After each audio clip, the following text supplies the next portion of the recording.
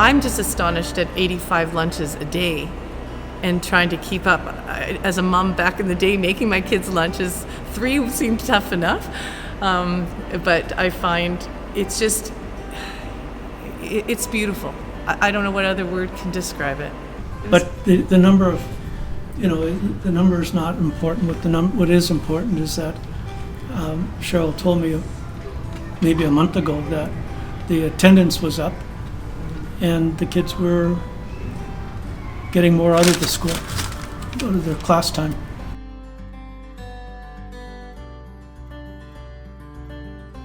Well, besides the fact that it's just heartwarming and it fills your heart, because it's just a reminder of what humanity is all about, and the gratitude is beyond belief.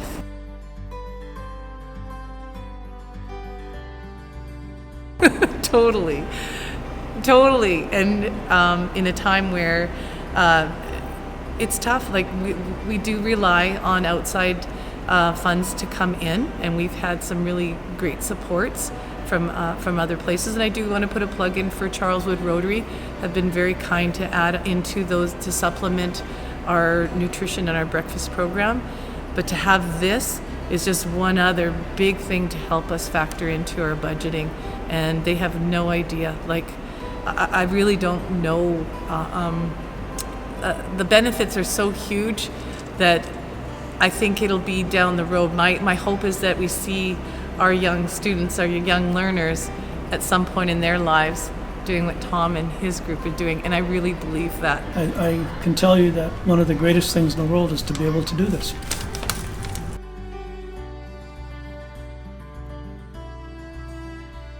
Well, the gift of giving, like, it's tenfold. It's more than tenfold. Like, and it's not just to give so that you get something back. It's just that you're involved in something. That's your action, and that action is your belief. It's your value.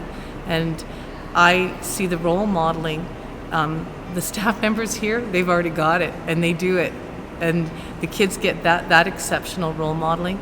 And then for them to see the community come in and do the same, and they know that people believe in them, and that giving piece can be reciprocated, because the kids are very thankful, and they will often talk about Oasis Church when they're not around. It's just the gratitude of, wow, like, this is the way people should be, and man, you are that way, all of you, and there's many people, and the kids and the families get to see that.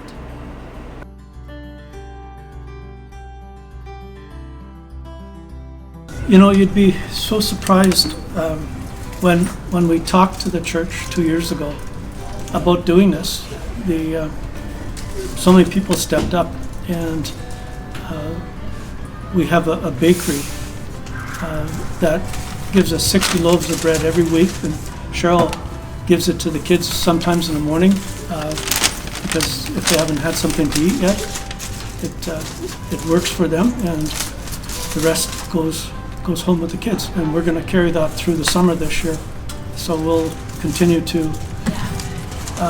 give it to the families through Westgrove, the Family Life Center, your friend at Family Life Center, Bell.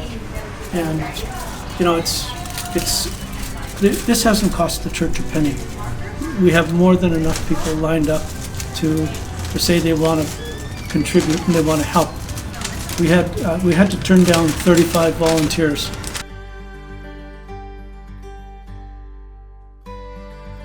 And it has developed the community, like, even stronger than it already was. I stepped into an amazing community, but it's people like Tom and thinking about building that community even stronger. We've had many a conversation with the volunteers and with Tom, how the food has, especially during the pandemic, has really helped us stay connected with the families, with the kids, besides all the other benefits that come from serving good energy to the kids in regards to their learning. One of the things that our church tries really hard to do is to make sure that this is at least as good as we'd feed our own children or our own grandchildren. And I think I would say that we probably accomplished that to some degree. Yes, over and above. No, it's just great. The one thing I want to say is that Tom is always asking what more? And I admit I'm feeling like I selfishly, like we've hit our limit, and it doesn't matter if there's more, if there's 5 more that, if we need 5 more lunches because we've had an influx of students, it's no problem. Like, what else do you need?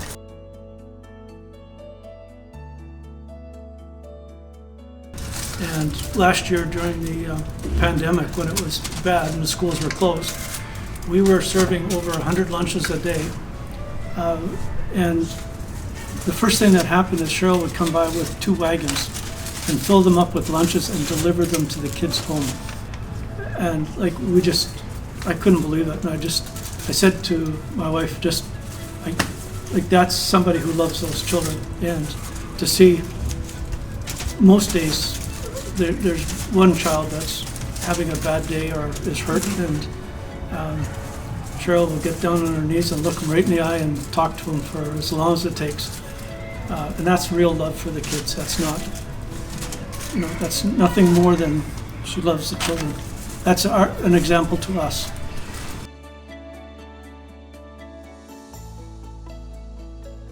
Well,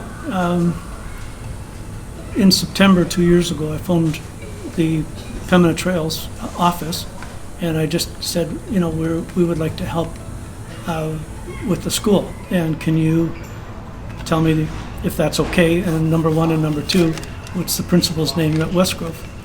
And they said Cheryl, and I phoned Cheryl that day and asked her, and she said no.